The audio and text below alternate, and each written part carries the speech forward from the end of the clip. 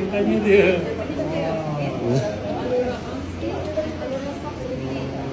I boleh angkat tinggi. Ubat gigi pun saya tak boleh tekan. Ubat gigi pun saya tak boleh tekan. Apa tak nak lagi nak angkat buku kan? Tadi pakai tongkat datang, saya kena angkat kaki abang. Tapi alhamdulillah boleh jalan. Tadi nak keluar kereta saya tak boleh angkat kaki. Memang saya tak ada energi. Lepas dia angkat lagi. Kata saya kat situ. Dah bang. Tapi sekarang Nampak tu dah boleh angkat. Aduh. Dah baik bang, tak risau.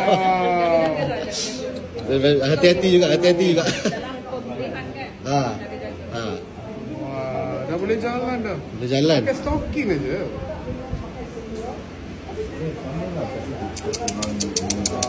Wow, that's miracle.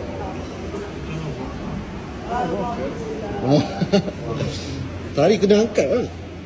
Tadi dia keluar dari kereta, saya angkat